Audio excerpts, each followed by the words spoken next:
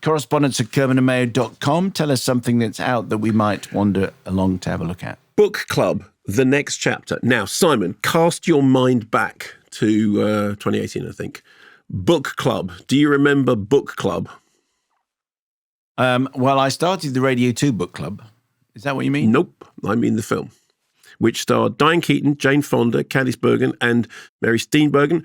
Is it Steenburgen or Steenburgen? Anyway, 4 friends who read 50 Shades of Grey at their monthly book club, and then it changes the way that they start to view things in life. Anyway, it cost 14 million, took 104 million worldwide, so stonking success. Although, I mean, generally, sort of, the critics were a little bit mixed on it. So now we have this sequel. The 4 friends are reunited after the COVID lockdown. Jane Fonda's character Vivian has decided to tie the knot with Arthur, Don Johnson. The friends agree that they should go to Italy for a bachelorette party. So this is the usual sequel rule. What do?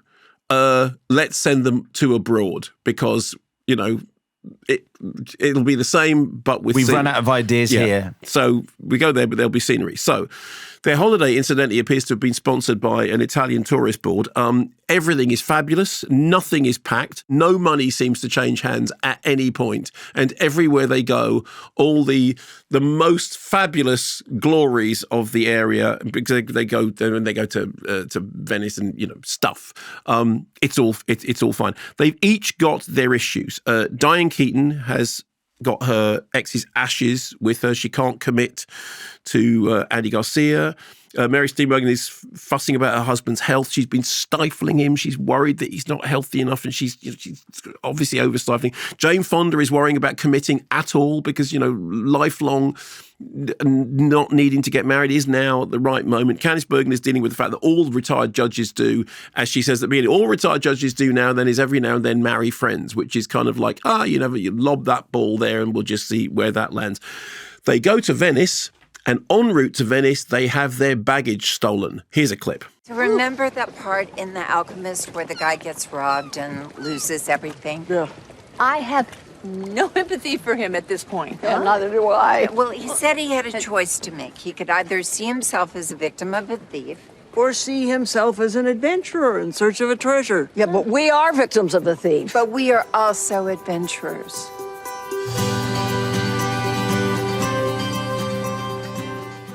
Gondolas, Venice, Gondolas. sunshine, gondolas, and now back to Venice and more gondolas, which is Monty Python in all things. So during the course of their holiday adventure bachelorette party, they meet old flames.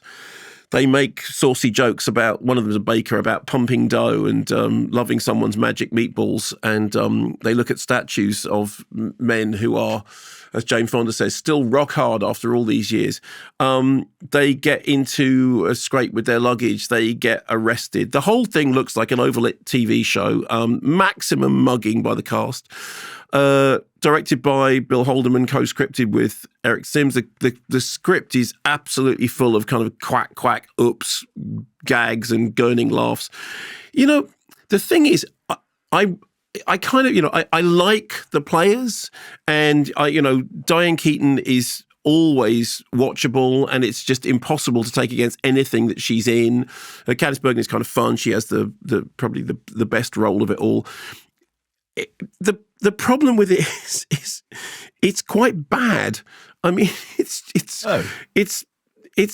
I really want to like it, and after I had seen it, somebody else who was a fan of the book club said, "Oh, did you see Book Club next chapter?" And they said, "What's it like?" I said, "Well, it's kind of rubbish." They went, "Yeah, but what's it like?" I went, "Well, it's kind of more of the same. It's the script is really ropey, and the direction is really televisual, and everything is overlit and kind of, just flattened out with brightness, and none of it rings true, and none of it makes any sense. But you don't watch this movie for it to ring true and make any sense.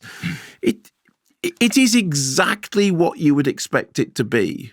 There is nothing about it that is surprising. The moment when they're in the train station and the porters come up to take their luggage, you go, okay, they're not porters, they're robbers. Then we're then going to the luggage. I wonder what's going to happen to the urn with the ashes. That's what happened to the urn with the ashes. I wonder whether there he is. And I wonder whether that guy would, no, there he is as well. There's a place for a movie like that. There is isn't there? exactly a place for a movie like that. You'll find yourself walking down the street one day and you feel a little bit like what you need is some sugary chocolate. And you go into a confectioner and I want a bar of sugary chocolate. And he gives you something that is full of additives and poison and, thing. And it doesn't matter because it's what Poison's you a need. little. Okay, that's an interesting. Well, you know one, what it is. It says like it's not good for you. It's not gonna do you any good, but it's what you need at the time. There is nobody in the world who is going to see Book Club: The Next Chapter who is not expecting it to be exactly the film that it is. It is exactly the film that you expect. It is on an empirical level rubbish, but it is exactly the rubbish that it is billed to be. And maybe it's the rubbish that you might need.